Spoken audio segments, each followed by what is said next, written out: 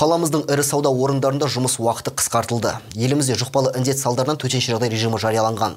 Базарлар мен азық-түлік дүкендердің, мейрамханалардың іскерлігінде не өзгеріс болмақ? Бұл туралы облыстық әкімшілікте өткен аппараттық кеңесте талқыланды. Толығырақ тілші тарқатады. Елімізде жарияланған төтенше жағдай 15 сәуірге дейін созылады. Осы орайда қазақ жерінде сақтық шаралары қолға алынып, қауіпсіздік жұмыстары жүргізілуде. Қарағанды облысында қоғамдық орындар мен аса маңызды стратегиялық нысандардың күзеті күшейтілген. Кезекті бейнеселектор режимдегі аппараттық жиналысымызды бастаймыз. Күн тәртібі бойынша екі мәселе. Бірінші мәселе облыстың қаңтар-ақпандағы әлеуметтік экономикалық дамуының қорытындысы туралы. Екінші мәселе 2020 жылғы көктемдегі егіс жұмыстарын өткізу дайындық туралы. Және ағымдағы жедел жағдай қаралатын болады.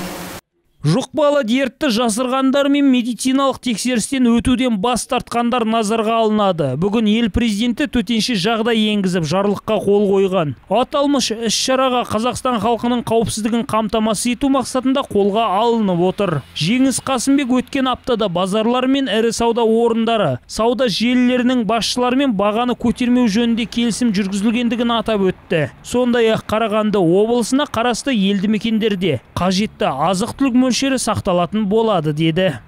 Еще раз хочу акцентировать. Бұл мәселеге тағы бір мәрте тоқталып кеткім келіп отыр. Бізде азық-түлік саны жеткілікті. Бағаға қатаң түрде бақылау жүргізіледі. Дәрі-дәрмек пен тамақтарды жеткізу мәселесіне қолдау қарастырылады.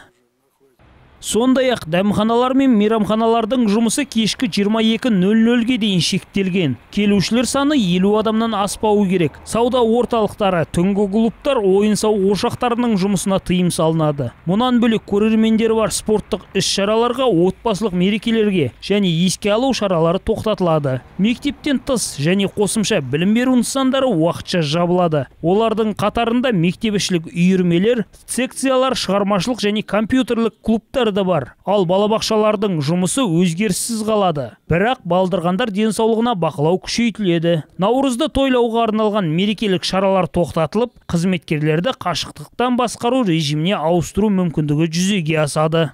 Айдын Тонтайтегі, Наталья Зайц, 5-ші арна.